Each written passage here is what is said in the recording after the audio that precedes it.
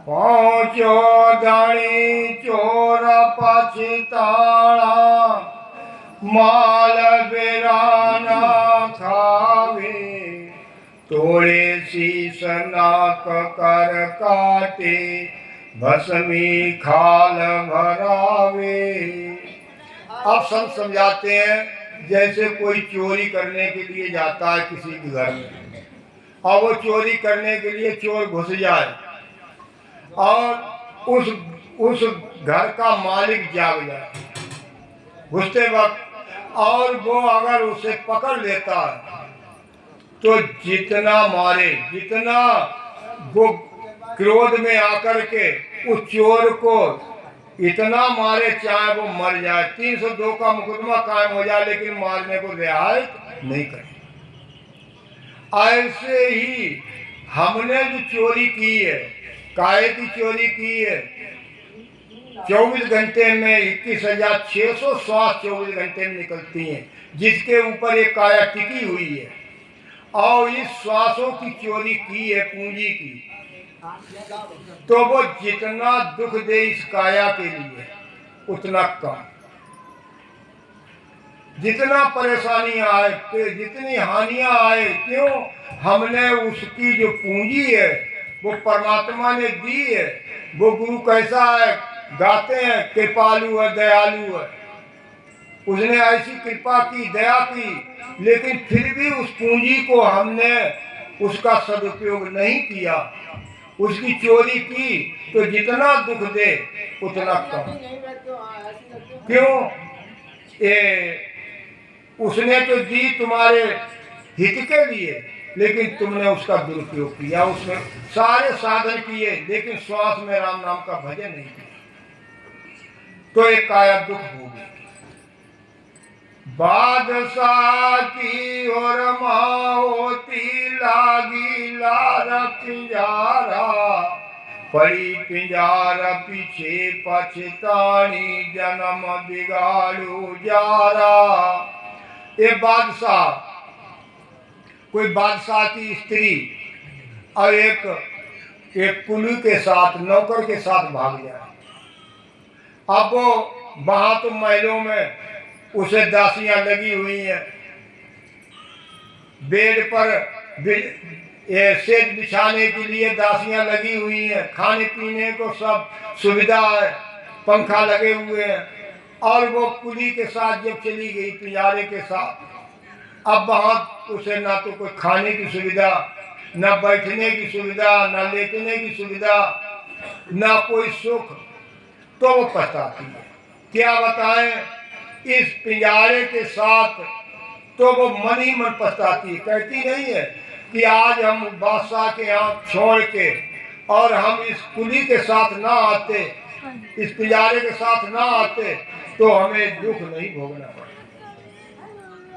ऐसे ही ये आत्मा है, ये पंचभूत काया जो हमें मिली है, इसमें आत्मा बैठी हुई है। ये आत्मा अपने पति को, बादशाह को छोड़ करके और तरह तरह की आन भक्तियां करती है, जड़ की सेवा करती है, पूजा करती है। ये जितने भी ये ब्रह्मा विष्णु महेश शक्ति, इन्होंने 84 लाख इंद्रियां बना करके अपने अपने ज्ञानों में फांस दिया कि कोई वेदों को चाल करो, एक भवन कथा करो, कोई तरह तरह की जड़ की मूर्ति बना करके पूजा पाठ करो, कड़ियाँ करो, इसी में फांस दिया। और उस परमात्मा को भूल गए, उस गुरु को भूल गए जिसने 9 महीना गर्भ में रक्षा करी, बालापन में रक्षा करी, आज भी उस जाते जाते साथ नहीं छोड़ता। उस श्वास रूपी पूंजी में जो बादशाह पार ब्रह्म बसा हुआ है, गुरु बसा हुआ है, उस श्वास में भजन नहीं किया और सारी आन भक्तियां की, तो इतने इसके शरीर को जितना दुख दे, जितनी परेशानी दे, जितनी हानियां दे, कम। क्यों? हमने जो हंस हंस के जो कर्म बंधन किए हैं, और वो रोने से नहीं छूटे। एक जन्म बिगड़ जाएगा, 84 लाख हिनियों में यहाँ भी गोता खाएगा, फिर 84 लाख हिनियों में गोता खाएगा। क्यों? उस बादशाह को छोड़ दिया। बादशाह कौन है? पार ब्रह्म बादशाह, संत शहजादा सच्चा और प्रजा डंडे खुशहाल काल केसर का बच्चा, माया बड़ी भुजंग विषमुख कील चेरा, और नाग निबड़ मुख नाम काल के गादू गुरु सनेरा। जन जम्बूरा नाम दे कौ रचना किसकी रची, और सुखराम दास गेवर मिटे जलाधार जीवे मछी। देखो पार ब्रह्म बादशाह, और वो पार ब्रह्म काय में बसा हुआ, इस श्वास रूपी पूंजी में बसा हुआ, जिसके सारी आत्माओं का आधार है। अभी निकल जाए, किसी बच्चा आए 3 महीने का और चेतन धड़कन उसकी खत्म हो जाए, लीला समाप्त। बच्चा भी मर जाएगा, बच्चा भी मर जाएगा, कोई नहीं बचे। जिसके ऊपर जिंदगी टिकी हुई है, उस श्वास में भजन नहीं किया, उसमें पार ब्रह्म का वास है। और महाराज कहते हैं जो भी उसका भजन करते हैं वो बेटे के समान और सारी प्रजा के समान। प्रजा डंडे खुशहाल काल केसर का बच्चा, जो श्वास में भजन नहीं करते हैं राम नाम का, और सारी आन भक्तियां करते हैं, जल की पूजा पाठ करते हैं या गवन कथा जप तप कड़ियां करते हैं, वो प्रजा की तरह जितना दुख दे उतना कम। महाराज कहते हैं उसे तरह तरह से शरीर को काल खा जाए, रोग लगते लगते। तो इसीलिए महाराज कहते हैं कि ये मछली है, मछली पानी में रहती है और सीधे धार में चढ़ जाती है, धार को काटती हुई।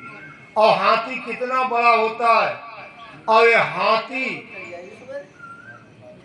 जब पीलवान ले जाता है नदी में तो अंकुश मार करके ले जाता, चिंगड़े छोड़ता है, इतना भय करता है और तब घुसता है। अब मछली का आधार है पानी, तो देखो वो सीधे काटती हुई चली जाती है, धार को चढ़ जाती है। ऐसी जिस आत्मा का आधार है उस बादशाह का, वो इन कर्मों से भय नहीं करता, काल से भय नहीं करती है। और जिनका आधार नहीं है वो भय करता है।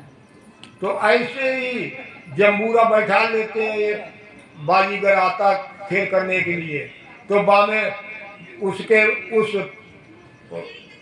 गुप्त चीज में वो कहेगा उस जम्बूरा से कि देखो इसमें एक है, तो वो है तो एक, लेकिन वो कहेगा देखो इसमें 2 है, वो नहीं मानेगा। क्यों? सारे की दृष्टि बांध देता है और जम्बूरा की दृष्टि नहीं बनती।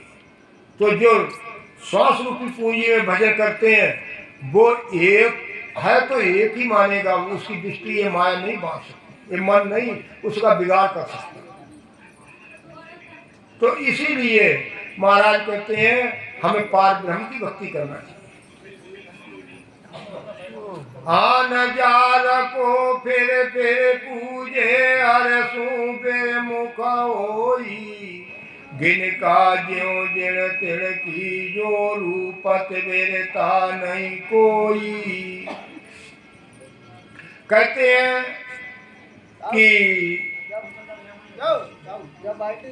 ये आन जार को तरह तरह से, कभी कहीं मठ में गए, कभी कहीं आकार बना करके पूजा करी, कहीं ये घवन कथा करे, तरह तरह से जब तक पूजा की और परमात्मा से बेमुख रहे। एक श्वास रूपी पूंजी में राम नाम का भजन नहीं किया तो परमात्मा से बेमुख है। तो एक गिनका जैसी हमने जिंदगी गुजारी। गिनका एक कैसी है? जैसे का नाम जो है ये वैश्या, उस वैश्या को